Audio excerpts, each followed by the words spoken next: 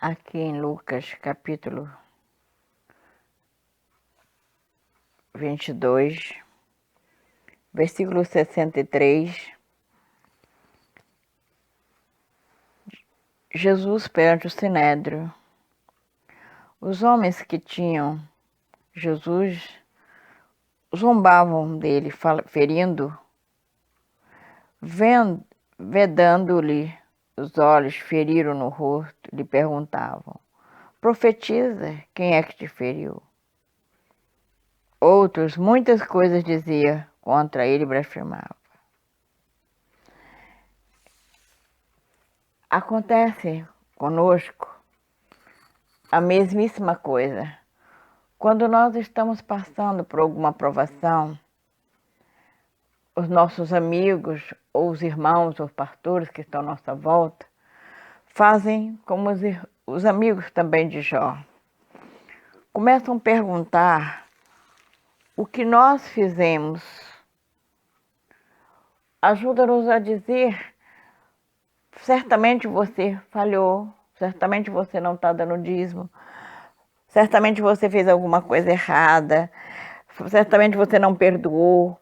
Há uma série de questionamentos que fazem porque passamos por essa situação. Veja os homens dizendo para Jesus, vedam-lhe os olhos e diz assim: profetiza e diga, quem te feriu? Certamente nós olhamos para algumas pessoas que estão passando por dificuldades financeiras ou familiares e começamos a dizer que essas pessoas também estão com alguns problemas espirituais, alguma dívida, alguns problemas tem levado eles a se afastarem e Deus está cobrando, Deus está castigando. Mas cada dia que eu aprendo um pouco com Deus, eu vejo. Pouco tempo atrás o Senhor dizia para mim: Senilda, a morte não é castigo. A morte é cumprimento para todos. E nós temos, às vezes, as pessoas morrem cedo, nós vamos dizer: ah, morreu porque falhou, né? Quantas vezes eu vi profecias dizendo que as pessoas estão acamadas, eu morrer, se não consertasse com Deus, eu morrer antes do tempo. Eu ouvi muito isso. Mas na medida que eu estou tendo uma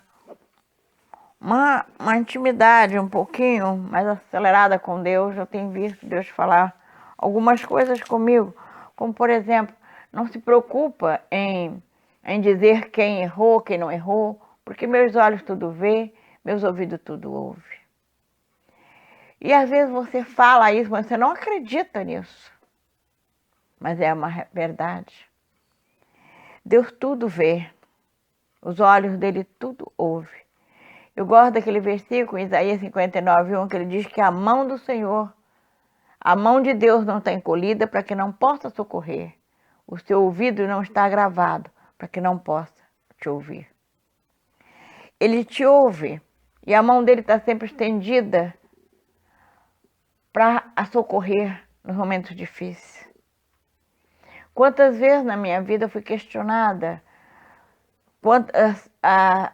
as situações que a gente passa. Eu, por exemplo, vou falar de mim, as pessoas estão sempre questionando, sempre dizendo: você errou, você falhou, por isso aconteceu contigo. Certa ocasião, na minha vida, eu vivi um episódio terrível. Aliás, todos, eu fui vítima de uma pressão sentimental de um tio do meu genro, casada com a irmã da mãe dele, que ele me pressionava com os paqueras na frente da esposa, na frente do meu marido, elogiando com todas as roupas, que as cores eram elogios. Eu ficava sem graça, mas não queria arrumar uma confusão, porque era família. Até um dia que eu disse em sala bíblica, a esposa estava, mas eu não prestei atenção, falando, o assunto que falávamos dizia, eu estava dizendo que nós na carne somos uma pessoa, no espírito nós somos outra. Que no meu tempo, na minha carne, homem barrigudo, careca, de chinelo não chegava perto de mim. Mas eu estava falando do tempo passado, Nilda. E a sua esposa botou a Bíblia na frente dos olhos e na hora eu percebi que eu tinha falado uma besteira. Era porque tinha visto ele falar todas aquelas coisas comigo, embora eu nunca olhei para ele, nunca, nem para nenhum outro. Ela disse para ele, e aquele homem me odiou com todas as suas forças. E esse ódio dele foi tão mortal que ele começou a quebrar as coisas dentro da igreja, da salinha, e por último, eu estava estacionando o carro e saí.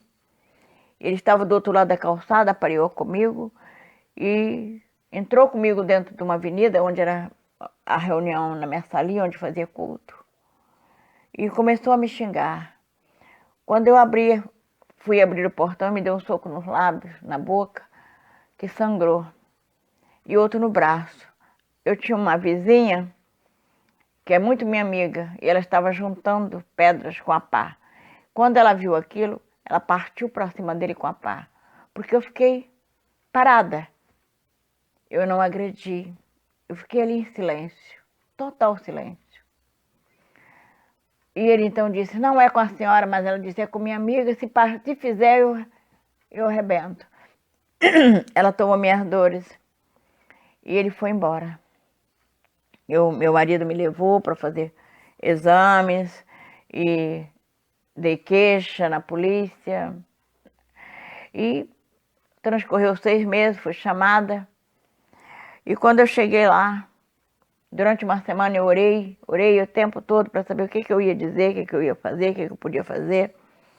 E lá, diante do juiz, ele disse que quis falar primeiro e, estou resumindo, ele disse que não, eu fui agredir, ele só se defendeu. Quando ele encerrou, eu disse para o juiz que não era aquilo e que ele me agrediu. As palavras que ele disse, os lábios que ele não beija, ele arrebenta. E o juiz disse, eu disse, mas eu não vim para condenar, vim para perdoá-lo. O juiz ficou irado comigo, mas eu disse, eu não quero condená-lo, eu quero perdoá-lo. E saí dali, ele me liberou, saí dali. 3 meses depois eu encontrei com esse homem e ele veio me pedir perdão e eu disse, não precisa, eu já te perdoei. Mas às vezes nós pensamos que perdoamos, fica resíduos dentro de nós. E numa terça-feira eu estava aqui, nessa igreja, orando e disse, Deus, se aquele soco foi para a salvação da alma dele, valeu a pena, Senhor. Sexta-feira seguinte ele sofreu um aneurisma com vários angiomas, internado em coma, e ali, partiu dali. Na quarta-feira seguinte, o seu sobrinho, que é o irmão do meu genro, foi ao CTI, encontrou ele com os olhos abertos e ele falou com ele. Segundo me contou, eu não vi, só os olhos de Deus viram. Ele era desviado da Igreja Batista, então o sobrinho falou de Jesus, ele reconciliou-se e o sobrinho, que é o irmão do meu genro, veio correndo chamar a esposa para ir, que ele estava acordado. Quando ela entrou, ele já não estava mais acordado, estava em coma. Ou seja, ele só saiu do coma para se consertar e voltou. 3 dias depois ele faleceu. O que eu quero dizer é que Deus, Ele não tem muito servo deles aqui na terra, já que todos nós somos ensinados aqui que Deus é bom e maravilhoso, realmente é bom e maravilhoso. Por ele ser bom e maravilhoso, que às vezes ele leva a nos passar por certas situações para mudar um quadro. Como Jesus disse para Pedro, Pedro, quando se converteres, ajude seus irmãos. Quando nós nos convertemos, é para ajudar os nossos irmãos. Quais são os irmãos? É aquele que está de terno e gravata dentro da igreja, é aquela mulher de oração, é aquele jovem filho de um pastor, ou é aquele que está ali perdido, que às vezes te deu um soco, ou é aquele que veio, pegou emprestado, não te pagou, ou é aquele que te caluniou, te difamou. São esses seus irmãos. E são para esses que você precisa falar do grande amor de Deus. Que olhando para a terra não viu um justo sequer. Então teve que enviar o seu próprio filho, rico. Podia ter feito sentado na mesa, nas cadeiras de ouro das sinagogas. Mas ele preferiu andar nas praias, nas periferias da cidade, procurando os leprosos, os doentes. Ele diz que não veio para os sãos, ele veio para os doentes. E nós estamos aqui para continuar a obra que ele disse que nós faríamos. E atrás dos doentes que nós estamos. Não é dos sadios, não é dos sãos. E nós entendemos, nós criamos currículos certinho, mas Deus não está nisso. Deus quer que nós entramos no meio, às vezes, da fogueira, para acalmar o fogo. Deus nos chamou para falar do grande amor de Cristo Jesus. E as pessoas zombam de nós dizendo, prega tanto para os outros, e os seus, por que não são salvos? E assim tem sido nossas vidas. Mas nós cremos em Cristo Jesus, que no tempo determinado, Jesus vai salvar os nossos. Ele vai alcançar o seu, vai alcançar o meu. Continuamos buscando os irmãos que ainda não estão declarados, mas que o Senhor vai declarar. Vamos buscar aqueles que ainda existe esperança. A esperança é Jesus. A solução está em Jesus, mas nós precisamos ir ao ide. Se zombam da sua fé, se zombam de você, não importa. Você é um atalaia. Proclame aos 4 cantos da terra que Jesus Cristo é o Senhor, é o Salvador. Ele veio, morreu, ressuscitou e nos deu acesso livre ao reino de Deus.